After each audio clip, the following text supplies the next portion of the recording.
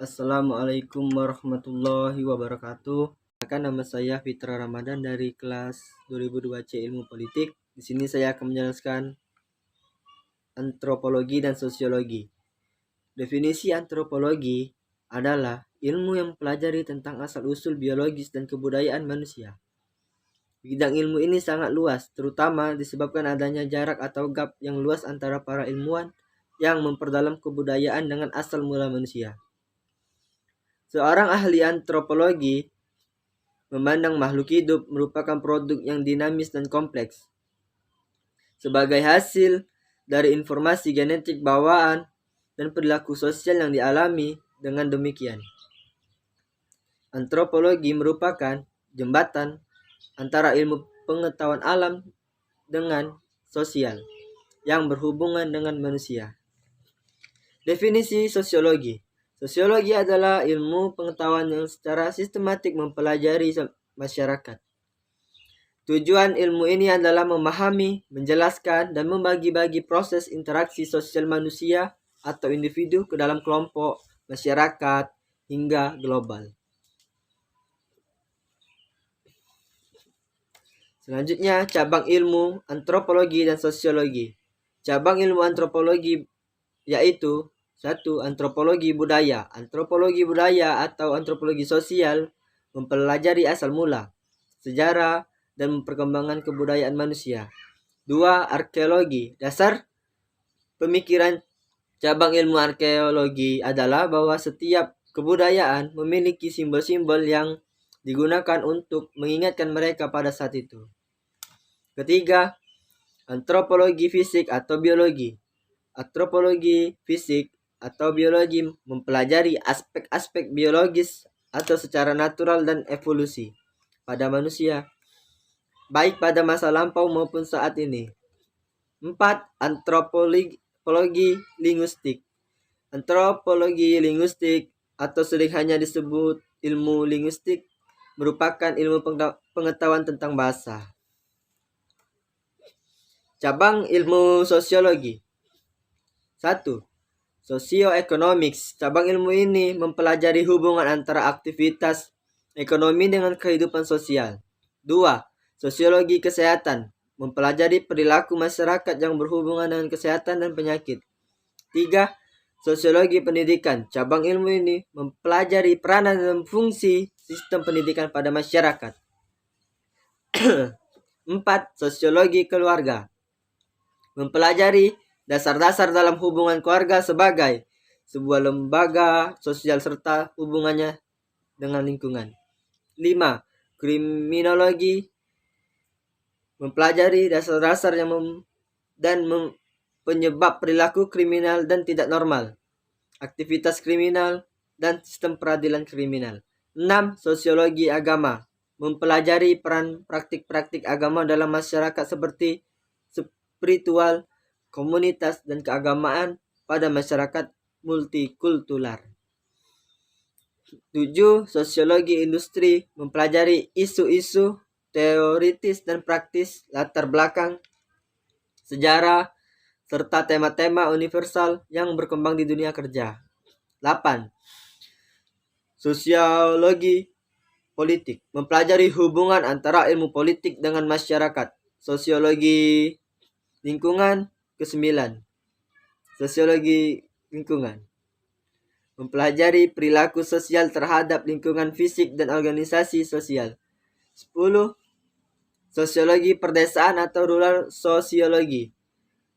Mempelajari gaya hidup masyarakat perdesaan seperti perilaku, kepercayaan, kebudayaan, norma, tradisi, dan sebagainya. 11. Sosiologi perkotaan atau urban sosiologi. Mempelajari gaya hidup masyarakat perkotaan. Kemudian di sini ada budaya dan masyarakat. Pengertian kebudayaan. Budaya atau kebudayaan dalam bahasa Sanskerta yaitu budaya, yang merupakan bentuk jamak dari budi atau akal. Diartikan sebagai hal yang berkaitan dengan budi akal manusia. Kebudayaan disebut kultur, yang berasal dari kata lain color atau Inggris, yaitu mengolah atau mengerjakan. Bisa diartikan juga sebagai mengolah tanah atau bertani. Kata kultur diterjemahkan sebagai kultur dalam bahasa Indonesia. Budaya adalah suatu cara hidup yang berkembang yang dimiliki bersama oleh sebuah kelompok orang dan diwariskan dari generasi ke generasi berikutnya. Budaya terbentuk dari banyak unsur yang rumit, termasuk sistem kepercayaan, politik, adat istiadat, bahasa, perkakas, pakaian, bangunan, karya seni, dan sebagainya. Bahasa merupakan unsur budaya, merupakan bagian tak terpisahkan dari diri manusia sehingga banyak orang cenderung menganggapnya diwariskan secara genetis. Ketika seseorang berusaha berkomunikasi dengan orang-orang yang berbeda budaya dan menyesuaikan perbedaan-perbedaannya, membuktikan bahwa budaya itu juga dapat dipelajari dan berkembang. Budaya juga adalah suatu pola hidup menyeluruh bersifat kompleks, abstrak, dan luas. Banyak aspek budaya turut menentukan perilaku komunikatif. Budaya merupakan perangkat rumit, nilai-nilai yang dipolarisasikan oleh suatu citra yang mengandung pandangan atas keistimewaannya sendiri.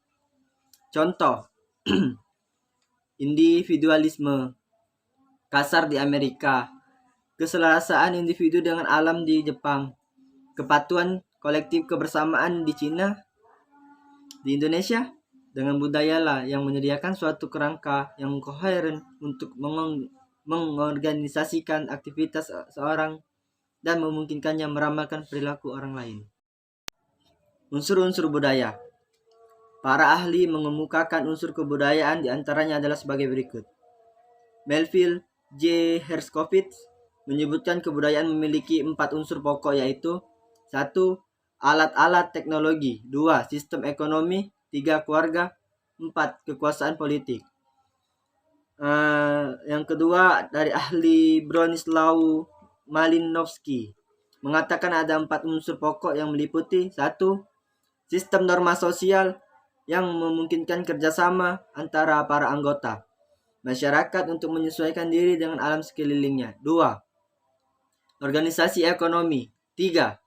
Alat-alat dan lembaga-lembaga atau petugas-petugas untuk pendidikan atau keluarga adalah lembaga pendidikan utama.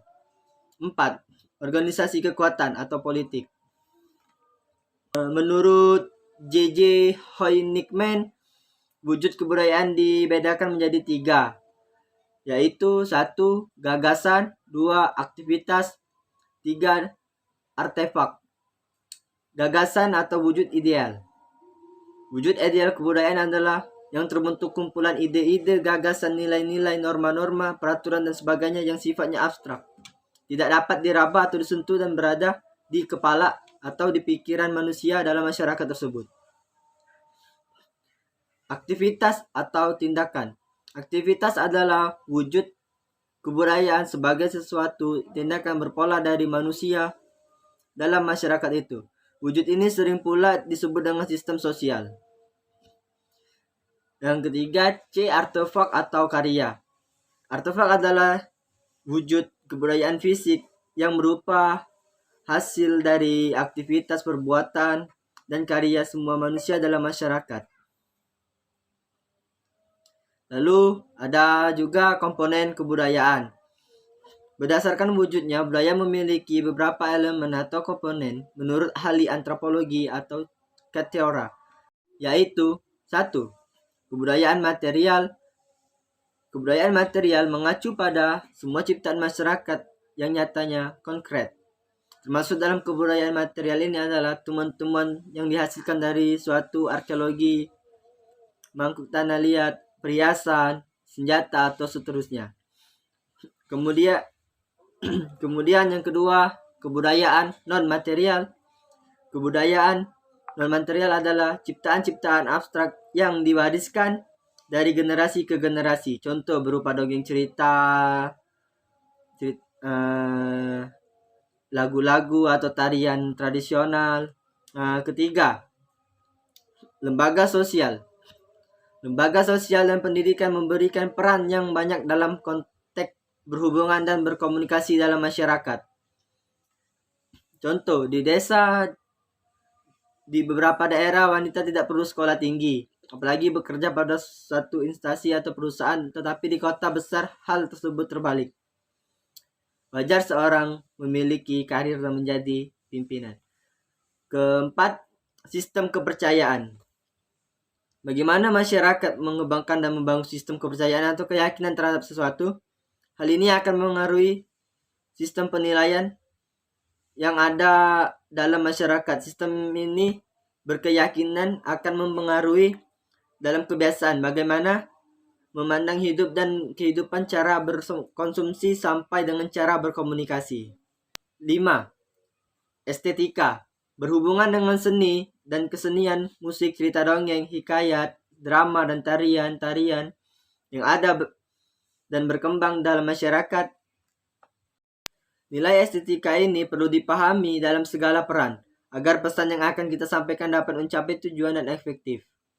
Misalkan di beberapa wilayah dan bersifat ke daerah, setiap akan resepsi pernikahan harus meletakkan janur kuning dan sebagai simbol yang artinya setiap daerah berbeda. Keenam, bahasa. Bahasa merupakan alat pengantar dalam berkomunikasi. Bahasa untuk setiap wilayah, bagian, dan negara memiliki perbedaan yang sangat kompleks,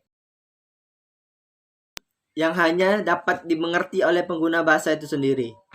Keunikan dan kekomplekan bahasa ini harus dipelajari dan dipahami agar komunikasi lebih baik dan efektif. Lalu di sini ada contoh analisis studi kasus dalam sosiologi antropologi tentang masa pandemi di 2020.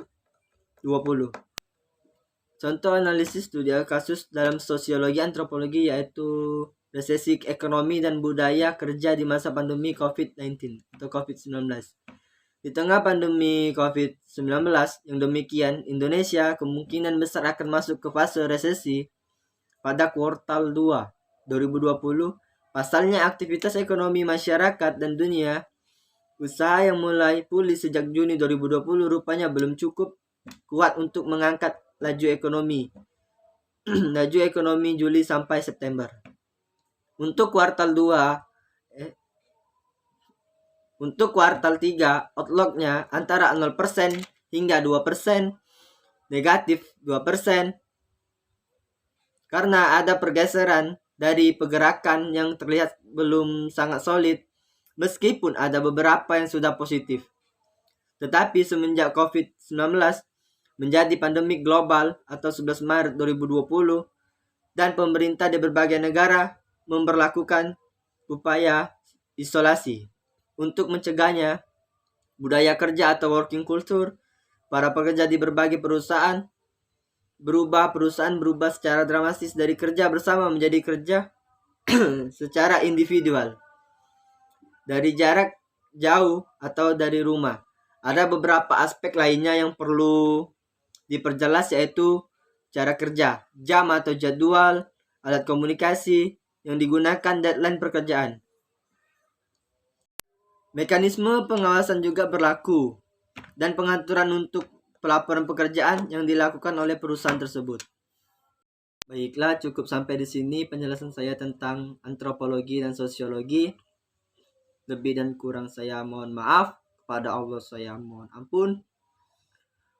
Wallahul muwaffiq ila aqwamit thoriq. Assalamualaikum warahmatullahi wabarakatuh. Fastabiqul khairat.